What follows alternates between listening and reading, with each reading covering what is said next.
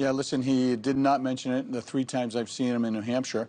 He made his point. He's moving on. It's really a local parochial issue. It doesn't have anything to do with what's happening nationally or internationally. What people want to know is what he's going to do about China and their influence throughout the ASEAN region and the Indo-Pacific. What is he going to do about the border, about fentanyl, the issues that people care about. I mean, you buy gas here in New York. I was driving by the pumps. Forget about it. At least we're at 380 in New Hampshire, in New England. Is that really what's driving Republican voters? So I do sometimes wonder whether it is more the cultural issues rather than the pocketbook. Absolutely. For a certain bloc, absolutely. No doubt. Just like it's the same with on the other side. But the people in the middle, you know, they care about, you know, their pocketbook and wallet issues. They care about their kids. They care about safety on the streets. You know, the things that we all care about is the ability to live free or die. You know, the ability to carry on with our lives with limited government intervention. You know this. You're in that ilk. And so we need to have that type of support on a national level. And we got to stop fighting amongst ourselves about fentanyl.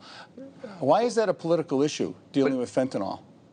Well, it's just about how to deal with it, I guess. Well, let's just deal with it. Yeah. How about just do your job? Yeah, look, you know, you're not going to get an argument from me. But you know, DeSantis is one of his super PAC folks was on the show this week saying, you know, look, DeSantis isn't saying he's moving on from Disney. He's saying, hey, if they want to drop the lawsuit, I'm good with them dropping the lawsuit. But he's done more than that. He's made the issue of bashing Disney a campaign issue, which now his fellow Republicans are using against him. Yeah, I think the culture warrior thing might not fly as well with the portion of the Republican base and primary that is not in the Trump camp. And there's a ton of libertarians like myself who do have issues with corporations getting involved with politics, but also have a bigger problem with politicians getting involved with corporations. And I think he might be learning that the hard way. I do agree that there is a libertarian faction who is up for grabs, who's not voting for Trump in the primary, and DeSantis is hemorrhaging them at this point. I mean, this is effectively a campaign reset for DeSantis, right? Getting rid of the campaign manager, dropping this entire beef going on with Disney. And as you correctly mentioned, when you look at polls, over 50% of Republican voters, and that includes former Vice President Mike Pence and others who do not agree with this whatsoever. I mean, you look at how much money potentially DeSantis lost for his super PAC when you're going after free market Republicans that would basically be giving up a lot of money here to him. Well, go ahead. No, please. I didn't mean to. But what I was going to effectively say here is you can't go to the right on Trump on issues like this and think that somehow you're going to be able to get his base on here. You're turning off suburban women. You're turning off moderate voters. And at the end of the day... Trump, they're not going to flee. They're not going to be like, oh, Trump's not conservative enough for me. Last thing I'll say here, the big question I've heard from Republicans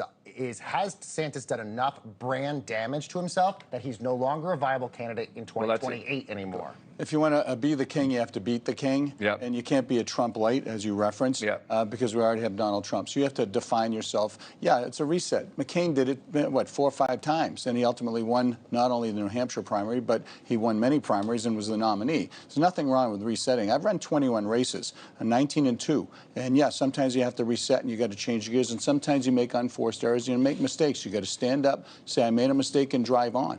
But the things that I was just watching your show earlier, the things that matter, obesity, fentanyl, crime, you know, let's deal with those things. Those are no-brainer bipartisan issues. Let's get it done.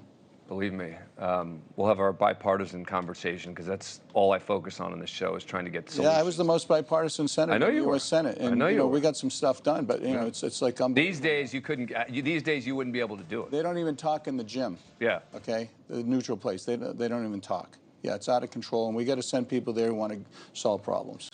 Thank you for watching. Go to NewsNationNow.com to find News Nation on your cable provider. And don't forget to click the red subscribe button below to get more of News Nation's fact-driven, unbiased coverage.